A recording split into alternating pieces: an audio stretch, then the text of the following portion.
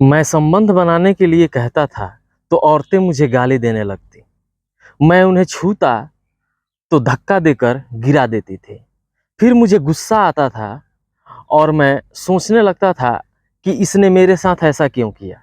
इसके बाद मैं उन्हें मार डालता था। कुलदीप की दो सगी बहनें थीं। दोनों बहनों और उसकी माँ का निधन हो चुका था। माँ के निधन के बाद कुलदीप के पिता दूसरी शादी कर लेते हैं। सौतेली माँ के घर आते ही उसके साथ सौतेला व्यवहार होने लगा था।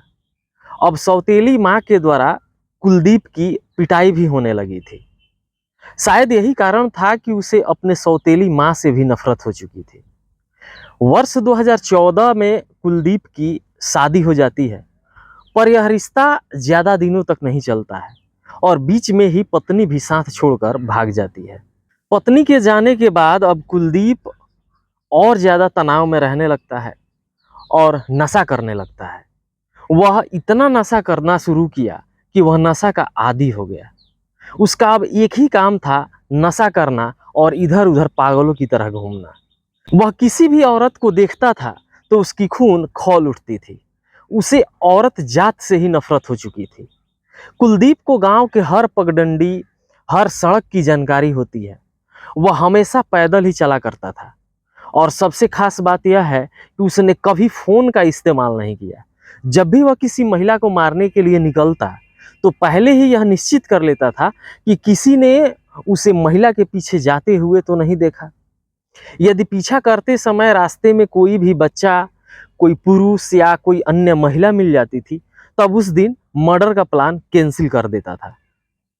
और जैसे ही अकेले मौका मिलता है तो महिलाओं को गला दबाकर हत्या कर देता था, उन्हें जान से मार देता था।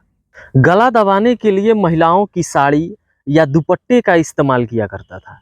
उसके मर्डर करने की खास बात यह थी कि गले में बाएं तरफ साड़ी की या जो दुपट्टा होता था, दुपट्टे से एक गांठ बांध देता था।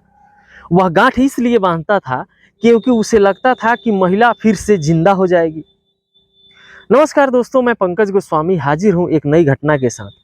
दोस्तों, इस कहानी में आगे बढ़ने से पहले एक गुजारिश है।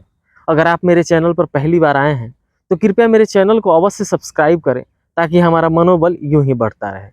बढ़ते हैं अपनी कहानी की ओर। दरअसल आज की जो यह घटना है, यह यूपी की है। यूपी का एक शहर है बरेली, और बरेली का ही एक साइको किलर है जिसका पूरा नाम कुलदीप गंगवार है और इसकी उम्र लगभग 35 वर्ष की है। जब कुलदीप पुलिस के हाथों चढ़ा तो उसने कहा कि मैं संबंध बनाने के लिए कहता था तो औरतें मुझे गाली देने लगती थी। मैं उन्हें छूता था तो वो धक्का देकर मुझे गिरा देती थी और इसी कारण मुझे गुस्सा आ जाता था और मैं ये सोचने लगता था कि इसने मेरे साथ ऐसा क्यों किया। इसके बाद मैं उन्हें मार डालता था। यह बात कहते हुए कुलदीप के चेहरे पर जरा सी भी सिकन नहीं थी। उसने कभी किसी महिला की धन संपत्ति नहीं लूटा, पर उनके पास से कुछ न कुछ जरूर लेकर जाता था, यह याद रखने के लिए कि किस महिला को मारा था उसने। उसने कहा कि एक महिला का आधार कार्ड ले गया, एक महिला के पास से हंसिया लेकर गया, किसी की चूड़ी लेकर आ गया। उनके पैसे कभी नहीं लिए क्योंकि पैसे से पहचान नहीं होती, पैसे तो खर्च हो जाते हैं।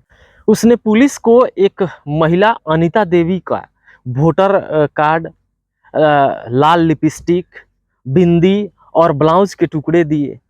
कुलदीप आनंदपुर के मृतक प्रेमवती की हंसुआ, कुलचा गांव की मृतक धनमती का आधार कार्ड। कुलदीप ने 17 जून 2023 को शाही थाना क्षेत्र के कुलचा गांव की रहने वाली 45 वर्षीय धनमती की हत्या की, जो कस्बा शाही से दवा लेकर लौट रही थी। 1 जुलाई 2023 को शाही थाना क्षेत्र के धनेटा फाटक से शशिगढ़ रोड पर प्रेमवती, जिनकी उम्र 55 साल की थी, उसका गला घोंटकर हत्या किया। फिर 31 अक्टूबर 2023 को 65 वर्षीय महमूद का खेत में ही गला घोंट दिया। फिर 20 नवंबर 2023 को एक घटना, 26 नवंबर 2023 को 55 वर्षीय उर्मिला की हत्या। 3 जुलाई 2024 को बुझिया जागीर जंगल में 46 वर्षीय अनीता देवी की हत्या, और ये सभी हत्याएं एक ही पैटर्न पर आधारित थे। सबकी हत्याएं गला घोट कर ही करता था। हत्या करने के लिए किसी हथियार का प्रयोग नहीं किया करता था। इधर पुलिस की नींद उड़ी हुई थी। पिछले 13 महीने में 11 हत्याएं हुई और सभी हत्याएं एक ही तरीके से हुई हैं। सभी केस अनसुलझे थे। सभी महिलाओं की हत्या साड़ी या दुपट्टे से गला दबाकर की गई थी। क्राइम की जो जगह होती थी वह कोई जंगल या कहीं जो सुनसान इलाका हुआ करता था, वहीं पे यह क्राइम होता था। पुलिस इन हत्याओं की खुलासे के लिए एक टीम बनाती है। शुरुआती जांच में एविडेंस जुटाया जाता है और तब इन पाए गए एविडेंस से पता चला कि उनके पीछे एक ही आदमी का हाथ है और वह आरोपी जो है साइको किलर है। SSP Anurag Arya psycho killer को पकड़ने के लिए एक वार रूम बनवाया और ऑपरेशन तलाश की शुरुआत की। उसे पकड़ने के लिए 22 टीमें बनाई जाती हैं। 3 महीने में पुलिस ने लगभग 150 जगह पर छापेमारी की। सर्विलांस टीम ने 1.5 लाख मोबाइल नंबरों को ट्रेस किया। जहां जहां हत्याएं हुई थी उस स्पॉट को पॉइंट करते हुए 25 किलोमीटर का एरिया जो था उसमें एक रेडियस बनाया गया और तब साइको किलर की तलाश शुरू की गई। एरिया के 1500 सीसीटीवी फुटेज खंगाले गए, साथ ही 600 नए कैमरे भी लगवाए गए। लोगों को जागरूक करने के लिए और महिलाओं को सचेत करने के लिए पुलिस लोगों के बीच जाना शुरू किया।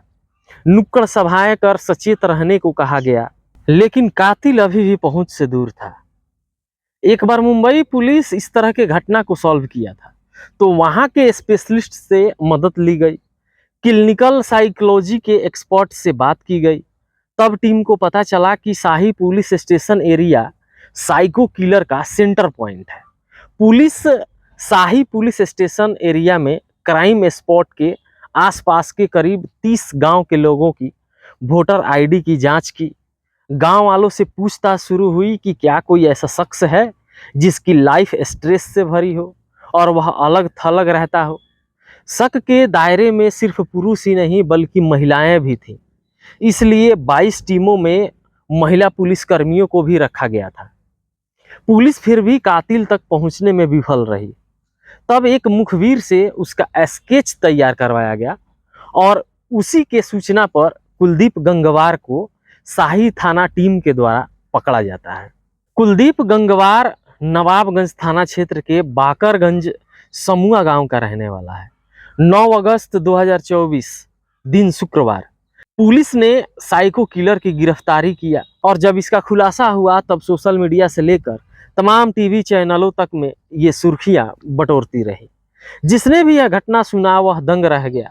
एसएसपी अनुराग आर्य का कहना है कि सभी महिलाओं के पोस्टमार्टम रिपोर्ट का अध्ययन किया गया। इसके बाद फॉरेंसिक एक्सपर्ट से बात की गई, हिडन कैमरा लगाया गया, तब जाकर कई एविडेंस मिले जिसके आधार पर साइको किलर पकड़ा जाता है। एसएसपी कहते हैं कि कुलदीप ने यह कबूल किया है कि वह महिलाओं के साथ गलत काम करने के लिए कोशिश करता था। जब महिला विरोध करती थी तब इसे लगता था कि महिला ने मना कैसे कर दिया। इसका ईगो हर्ट होता था। इसके बाद वह महिला की हत्या कर देता था। दोस्तों, यह घटना पूरे देश में वायरल हो रही है, पूरी सुर्खियां बटोर रही हैं, क्योंकि कुलदीप ऐसे रहता था मानो वह ऐसा कर ही नहीं सकता हो।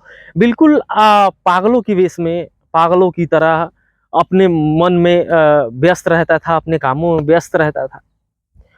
आप इस घटना के बारे में क्या सोचते हैं? अपना राय विचार हमें तक अवश्य पहुंचाएं। अपना और अपनों का ख्याल रखें। हमें दीजिए इजाज़त। फिर मिलेंगे अगले वीडियो में किसी अन्य घटना और कहानी के साथ। धन्यवाद।